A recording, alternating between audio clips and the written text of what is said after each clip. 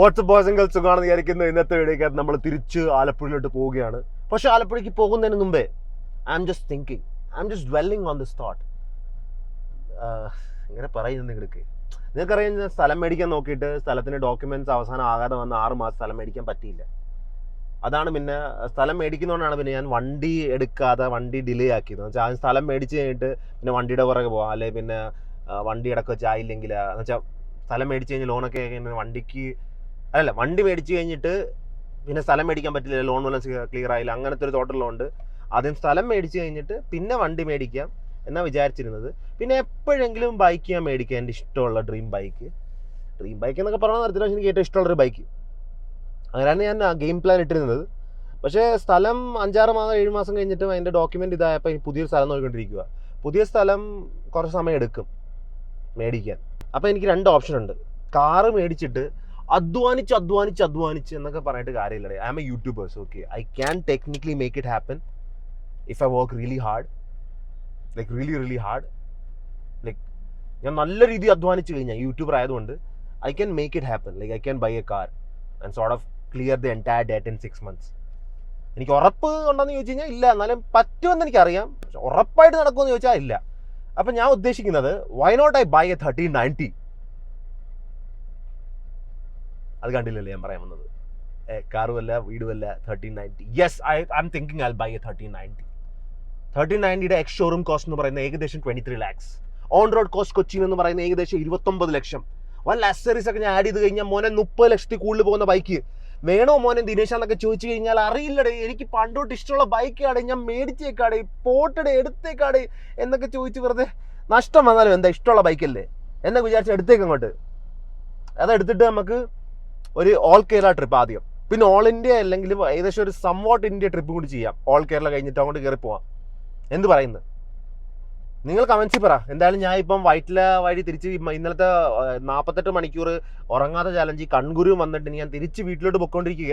വീട്ടിൽ പോകുന്നതിന് മുമ്പ് നമുക്ക് എന്തായാലും വൈറ്റില KTM ഷോറൂമിൽ പോയിട്ട് നിങ്ങളുടെ ഏറ്റവും ടോപ്പ് മോഡലിൻ്റെ വില എനിക്കറിയാം. ടോപ്പ് മോഡൽ ഓർഡർ ചെയ്ത് എത്ര ദിവസത്തിൽ കിട്ടും, എത്ര ഡൗൺ പേയ്മെൻറ്റ് അടിക്കണം, എത്ര EMI വരും, അതെല്ലാം ചോദിച്ച് നമുക്ക് സെറ്റാക്കാം. അവിടെ ഡിസ്പ്ലേ ഉണ്ടെങ്കിൽ മോനെ എൻ്റെ നമുക്ക് ആ വണ്ടി കണ്ടിട്ടും വരാം. ഒടുക്കത്തെ ഹൈ റിസ്ക്കാണ്, but have always taken risk, so this is not anything new to me. I don't know what I'm saying, man. I just don't know what I'm saying. Am I gonna really buy a 1390? I don't know. Am I really capable to buy a 1390? I don't really know.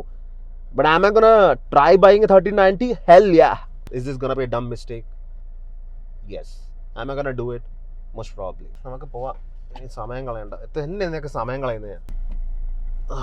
വാ, പുറകെ കൊണ്ട് വണ്ടി block ചെയ്ത് വെച്ചല്ലോ. ഇവിടെ കൊണ്ടൊന്ന് വണ്ടി block ചെയ്തല്ലോ. കുഴപ്പമില്ല, എൻ്റെ ഡ്രൈവിംഗ് സ്കിൽസ് ഹൈ ആയതുകൊണ്ട് 6 ലക്ഷം രൂപ ഡൗൺ പേയ്മെൻറ്റ് ഒപ്പിക്കേണ്ടി വരും. അതിനും മെനക്കിടണം. പിന്നെ EMI ഒടുക്കത്തെ ഹെഫ്റ്റി ആയിരിക്കും. ഇത് മേടിച്ച് കഴിഞ്ഞിട്ട് 6 മാസത്തിൽ ഞാൻ ഈ 30 ലക്ഷം അടച്ചു തീർക്കണം. എങ്ങനെയെന്ന് ചോദിച്ചു കഴിഞ്ഞാൽ അറിയില്ല. But we are gonna make it happen because it's needed. അല്ലെങ്കിൽ എൻ്റെ അമ്മയുടെ വായിരിക്കുന്ന ഫുള്ളും ഞാൻ കേൾക്കും.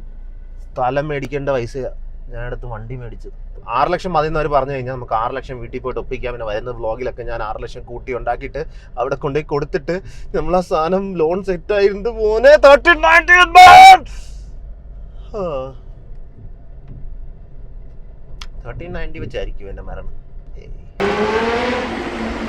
ആ പോകുന്ന വണ്ടി ആണെന്ന് മനസ്സിലായത്, ഒച്ച കേൾക്കുന്നത്.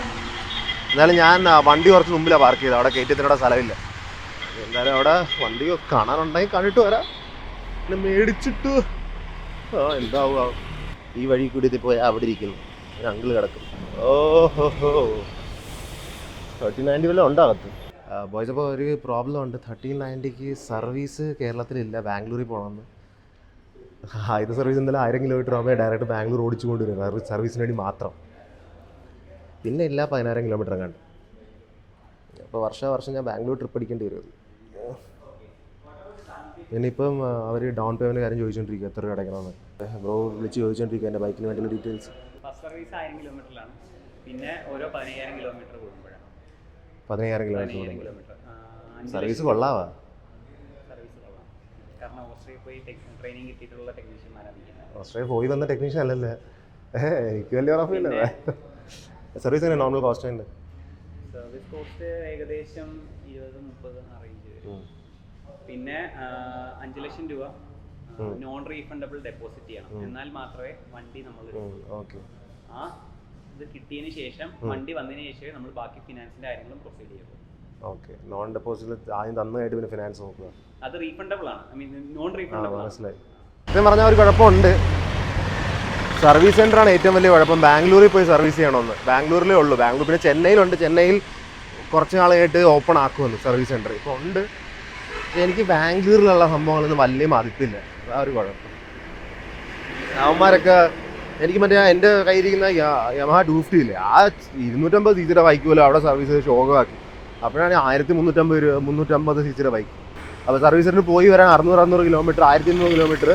ഫസ്റ്റ് സർവീസ് 1000 കിലോമീറ്റർ, പിന്നെ 15000 കിലോമീറ്റർ ഓരോ സർവീസ്. അപ്പം ഇത് ബുക്ക് ചെയ്യാൻ 5 ലക്ഷം രൂപ വേണം. ഇത് 5 ലക്ഷം നോൺ റീഫണ്ടബിളാണ്. അപ്പോൾ ഇത് ബുക്ക് ചെയ്ത് കഴിഞ്ഞാൽ അബദ്ധവശാൽ ഇത് വണ്ടി വന്നതായിട്ടാണ് പിന്നെ എന്താണ് ഫൈനാൻസ് ചെയ്യുന്ന ഈ ലോണിൻ്റെ കാര്യങ്ങളൊക്കെ. അപ്പം വണ്ടി വന്നതായിട്ട് എനിക്ക് ഈ പൈസ ബാക്കിയുള്ളത് അടയ്ക്കാൻ പറ്റാതെ വല്ലതും വന്നാൽ 5 ലക്ഷം ഗോവിന്ദ ഗോവിന്ദ ഗോവിന്ദ ഗോവിന്ദ ആയിരിക്കും. എന്തായാലും നമുക്ക് നിങ്ങൾ പറ, 5 ലക്ഷം ഞാൻ ആദ്യം ഒപ്പിക്കട്ടെ. കേരളത്തിൽ ആരും എടുത്തിട്ടില്ല. ഇന്ത്യയിൽ തന്നെ ഒരാളെങ്ങാനും എടുത്തിട്ടുള്ളതെന്ന് തോന്നുന്നു. നമുക്ക് വീട്ടിൽ പോവാം. മോജിപ്പോൾ എന്തായാലും വീട്ടിലോട്ട് പോവാം. എന്തായാലും നിങ്ങൾ കമൻസിൽ പറയാം ഏതാണ് മേടിക്കേണ്ടതെന്ന്. യൂട്യൂബർ ആവാനുള്ള മെയിൻ കാരണം തന്നെ എനിക്ക് സാധാരണ ആൾക്കാർ ചെയ്യാത്തതെല്ലാം ചെയ്യാൻ വേണ്ടിയാണ്. കാരണം ആൾക്കാർക്ക് ഈ നോർമൽ ഒബ്ലിഗേഷൻസ് ഓരോരോ കാര്യങ്ങൾ ഉത്തരവാദിത്തമൊക്കെ വരുമ്പോൾ ചെയ്യാൻ പറ്റത്തില്ല. അതാണ് എല്ലാവർക്കും ഉള്ളത് തന്നെ, അതെനിക്കുണ്ട്. പക്ഷേ ഞാൻ അങ്ങനെ നോക്കിക്കൊണ്ടിരുന്നു കഴിഞ്ഞാൽ പിന്നെ ഒരിക്കലും ചെയ്യത്തില്ല. അപ്പോൾ എനിക്ക് തോന്നുന്നു മേടിച്ചേക്കാം. എന്തായാലും 5 ലക്ഷം സെറ്റ് ആകട്ടെ. അത്ര സമയമുണ്ട്. നിങ്ങൾ കാറാണോ ബൈക്കാണോ ഡിസൈഡ് ചെയ്യുക. എന്തായാലും രണ്ടും മേടിക്കണം. ആദ്യം ഇത് മേടിക്കണം. അതാ കണ്ണിക്കുരു വന്നതുകൊണ്ട് പിന്നെയും പിന്നെ ഒരു സാധനം കണ്ണിപ്പിള വരുന്നത്.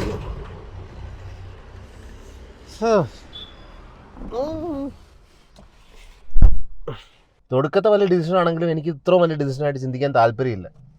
എനിക്ക് എന്തായാലും വണ്ടി വേണം. പക്ഷേ ഇത് മേടിക്കേണ്ട സമയം ഇതല്ല. സാധാരണ ഒരു ഗതി നോക്കിയാൽ ഇതല്ല. പക്ഷേ എനിക്ക് മേടിച്ചേക്കാം എന്നുള്ളൊരു മൈൻഡാണ്. വീട്ടിൽ പോകാം. ഡയറ്റും സ്റ്റാർട്ട് ചെയ്യണം. പിന്നെ കുറച്ചേറെ വീഡിയോസ് ഇനിമേൽ ഇട്ട് തുടങ്ങണ്ട. എന്നാലേ ഈ ഡ്യൂക്ക് സൂപ്പർ ഡ്യൂക്ക് ഒക്കെ വീട്ടിലെത്തത്തുള്ളൂ. ഇപ്പോൾ ഇടുന്ന വീഡിയോ കണക്ക് വെച്ചൊരു സ്പ്ലെൻഡർ പോലും വീട്ടിൽ മേടിക്കാൻ പറ്റുമെന്ന് തോന്നുന്നില്ല. വാ പോവാ. ഞാൻ വീട്ടിലെത്തിയപ്പോഴാണ് ഞാൻ ഓർത്തത് എൻ്റെ ലോജിടെക്കിൻ്റെ മൗസ് വർക്ക് ചെയ്യുന്നില്ല. ലോജിടെക്കിൻ്റെ മൗസൊക്കെ നല്ലതാണ്, പക്ഷെ ലാസ്റ്റ് ചെയ്യത്തില്ല. അതാ കുഴപ്പം.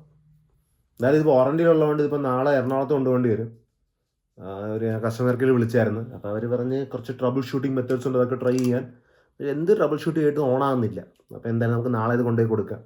അങ്ങനെ മൗസ് ഇല്ലാതെ ഈ സിസ്റ്റം എന്ത് ഉപയോഗിക്കാൻ ഒന്നും പറ്റത്തില്ല. അന്ന് ഇന്നലെ മേടിച്ചുകൊണ്ട് വന്ന മറ്റേ കൂട്ടുകാരൻ മേടിച്ചില്ല, അവൻ കൊണ്ടുപോയി തിരിച്ച്.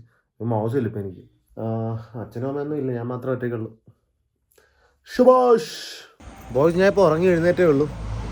ചോദിക്കരുതല്ലേ, ഞാൻ 2 ദിവസം ഉറങ്ങാതിരുന്നപ്പോൾ എൻ്റെ സ്ലീപ്പ് സ്കെഡ്യൂൾ എല്ലാം കൊളായി കിടക്കുക.